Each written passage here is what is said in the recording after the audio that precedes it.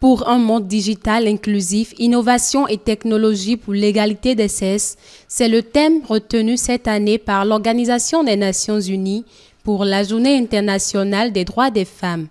Pour la commémoration donc de cette journée, ETélé a organisé une causerie débat axée sur le même thème le vendredi 10 mars 2023. Deux communicantes ont conduit la causerie débat. Il s'agit bien évidemment de Madjidat Ourodjeri, activiste et spécialiste en communication digitale, et de Hermione Ligan, représentante de la cellule des femmes de l'UPMB. À tour de rôle, ces deux femmes ont décortiqué de long en large ce thème.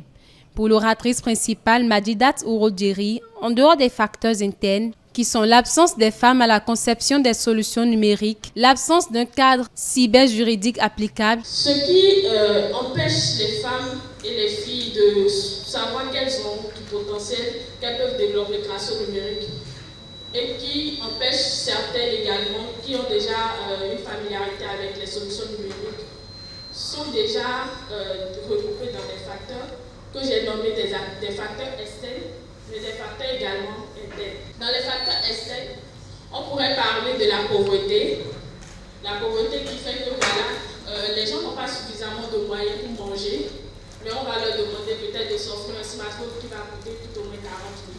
C'est déjà compliqué. Les stéréotypes sexistes. On pourrait ne pas le dire assez, mais ces stéréotypes-là constituent quand même des barrières pour l'émancipation, l'épanouissement des filles et des femmes à travers le numérique. À son tour, Hermione Ligan a entretenu les participants sur comment les femmes de la CFU appréhendent le thème principal de la Journée internationale des droits des femmes de cette année et quelles sont leurs implications dans l'atteinte des objectifs qui y sont liés. Dans nos maisons, un peu partout, il n'est pas rare de voir une femme qui dit à son enfant « Viens m'allumer la télévision ».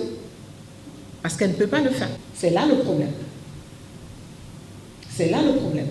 Dans nos familles respectives, est-ce qu'on motive la jeune fille à s'intéresser au domaine du numérique? Alors pour nous femmes de la CFU, qu'est-ce qu'on a à faire pour éviter ce gap? Dans quelques années, je pense qu'on aura tellement de licenciements dans des domaines de travail donnés, on va se poser la question de savoir, on était où? Ça a commencé quand? Alors, on a un rôle à jouer en tant que femme des médias. Le premier rôle pour nous, chères dames, c'est déjà de revoir nos émissions dès aujourd'hui.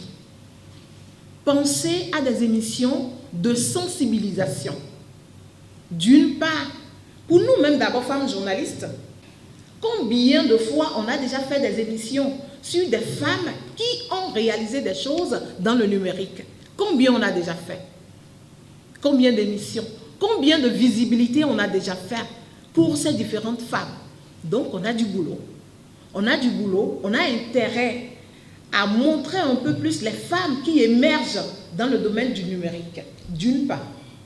Et d'autre part, en tant que femmes, on a intérêt à motiver nos enfants, filles surtout, à se retrouver dans ce domaine du numérique. Et mis à part cela, dans nos rédactions respectives, comme je viens de le dire, on doit tout faire pour réduire le gap. Au thème des deux communications, le micro a été ouvert aux participants qui ont posé des questions d'éclaircissement. À la fin de la causerie débat, quelques participantes disent ce qu'elles ont retenu de la séance. Nous avons déjà l'opportunité de faire d'exercer nos droits en fait en tant que femmes. Tous les droits sont là. Il suffit juste de saisir ces droits-là et de les pratiquer. Au cours des échanges, j'ai noté qu'il fallait apporter une contribution, notamment celle relative aux droits en cause. Quels sont les droits auxquels fait appel l'exercice du thème de cette année qui interpelle les femmes face à l'appropriation par elles des technologies innovantes. Il y a tout d'abord le droit à l'information. C'est un droit constitutionnellement posé au Bénin et renforcé par la Charte africaine des droits de l'homme et des peuples relatif aux droits des femmes.